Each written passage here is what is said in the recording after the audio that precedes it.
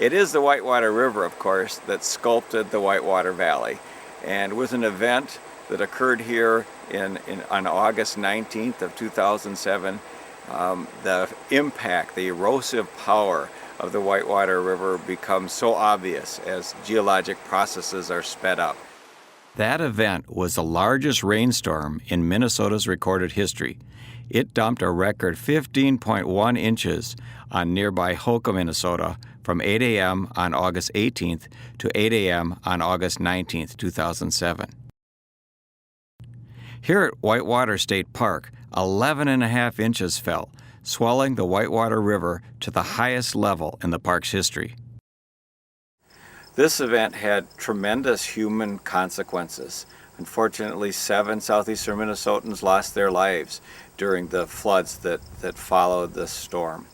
Many communities had significant damage, hundreds of homes made uninhabitable by the flood that followed. Whitewater State Park also felt the impact of this storm. During the flood, the Whitewater River changed its course by 100 feet and flooded Gooseberry Glen Campground from 2 directions. While cutting this new channel, the waters deposited on one riverbank an 8-foot-tall bar of gravel and rock that the flood was carrying. As the river continued to spread beyond its banks, it temporarily established a new channel down Highway 74. This water came across the campground from another direction, crashing into the bar of gravel and rock, carrying off its lower end. When the waters receded, the Whitewater River had a new course, and deep holes in the river that used to harbor large trout are now rock piles that rise several feet above the water. This kind of flooding isn't new to the park. There is evidence of large floods carving the area in ancient times as well. These flood ridges and valleys, anywhere from 2 to 6 feet tall, are remnants of ancient floods that were even larger than the one of 2007. Some of these ridges weren't touched by this recent flood, but they show that historically and prehistorically floodwaters shaped the valley floor of Whitewater State Park. On a park-wide scale, this flood caused some other significant changes in the landscape. On these before and after photos of the flood, you can see rock and gravel deposited on the meadow, the south picnic area, the beach,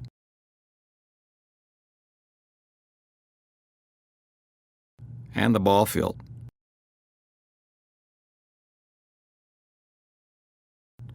One of the largest landslides caused by the flood is clearly visible. You can also see the dramatic change in the river channel near the campgrounds. Try to imagine the power of this flood as it came through this floodplain area.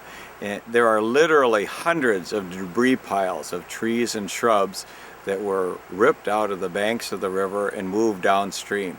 The one pile behind me is about 15 feet tall. Trees growing in the floodplain, such as cottonwoods, willows, elms, and some walnuts, were washed away by the deep, fast-flowing floodwaters. Shrubs and wildflowers were swept away also, opening up an opportunity for new plant growth. One real concern as far as the biological impacts of this flood is exotic species, in particular reed canary grass and garlic mustard seed washing into the park from upstream. Both of those plants are in the park and we're controlling them, but now with newly exposed soils, there's a great possibility that we may get new and large aggressive populations of those established.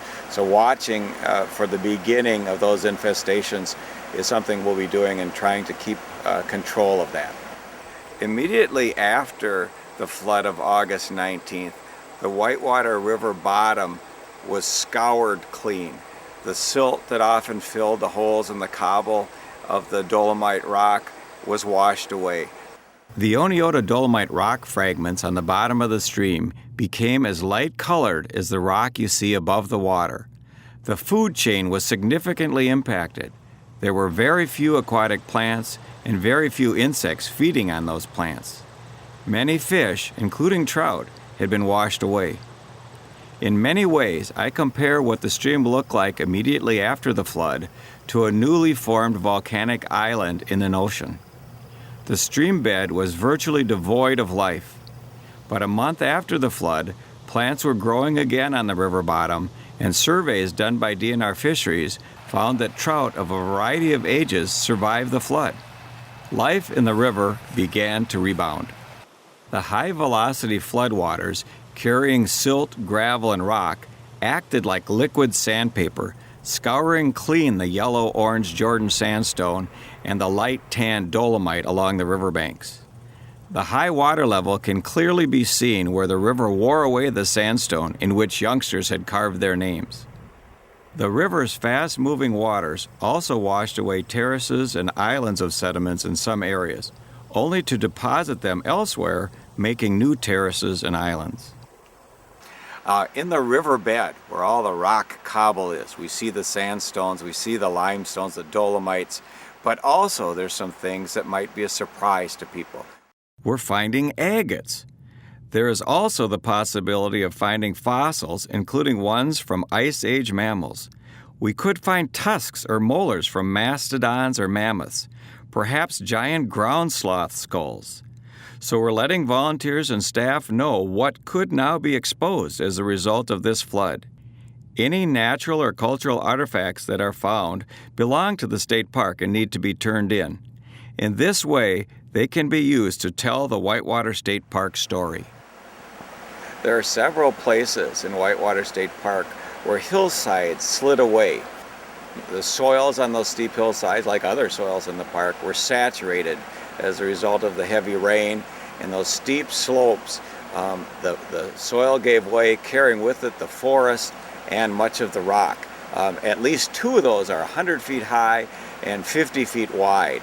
And the soils in Whitewater State Park are made up largely of some silt from glacial times that was blown into the area, the loose soils. And that soil, when it gets wet, is very slippery. And so those hillsides gave way, and often as a result of the Whitewater River undercutting its support down at the base of that slope. And so in some cases, like the one behind me, you actually have the forest piled up in the river, piles of large trees and rocks that came down that hillside. In many cases, we're going to set up photo stations here in the park to watch the vegetation reclaim those hillsides. This landslide caused damage to one of the park's rare features. The hillside behind me actually is a rare plant and animal community called an algific talus slope. And in this site, facing north, there are springs that seep out through the rock cobble, the talus below the rock face. And that water in winter freezes deep into the rock, into the bedrock behind. And in the summer, because of that north exposure, that ice does not all thaw. And so you have ice here in this community on a year-round basis. So this really is the Blufflands version of permafrost. And so you can well imagine that near the mouth of these caves and in that talus, it's a very cool, moist environment, and many different kinds of plants and animals live there. Among the typical trees of this site, of this type of community, is the yellow birch, and also white pine are in those areas. And the yellow birch that we see here are found nowhere else other than in these communities here in southeastern Minnesota. Fortunately, most rare species in the park do not live in the floodplain. Floodwater did not reach high enough to cause much damage to these rare twin-leaf wildflowers. Usually, timber rattlesnakes move from the valley floor back up to their dens in the bluffs in late August. Hopefully, they escaped the flood. In Minnesota, the rare pickerel frog lives only along the limestone outcrops of the streams in the Blufflands. On one of our first trips up Trout Run Creek after the flood, we were relieved to find several of these frogs. In many cases, these rare plants, animals, and communities will be monitored to see how they recover from the flood. The damage to the park's infrastructure was as impressive as the impacts on the natural resources. Current conservative estimates are that $4 million of damage was done to bridges, roads, campgrounds, and picnic areas. All totaled, 15 of the park's 17 trail bridges were significantly damaged or destroyed. Some were washed totally away. All 3 of the park's interior road bridges were broken and bent beyond repair. Even bridges that weren't washed out were subject to major stress. In one case, the water rose over 16 feet, depositing flood debris on the bridge's deck. A bridge between Gooseberry Glen and Cedar Hills campgrounds was buried in debris 100 feet from the new river channel. As part of the park's restoration, pieces of asphalt that were washed into the Whitewater River and floodplain forest from park roads and bridges will be collected and recycled. Roads and bridges weren't the only facilities damaged. One campground was totally flooded and another partially flooded. The same thing happened to the park's picnic areas. In flooded picnic areas and campgrounds, holes were eroded. They needed to be filled. In other places, piles of rock were deposited. They had to be removed. In order to save trees that were buried under sediment, staff and volunteers had to dig them out. In other cases, roots of trees were exposed by the flowing waters. To save those, their roots had to be covered.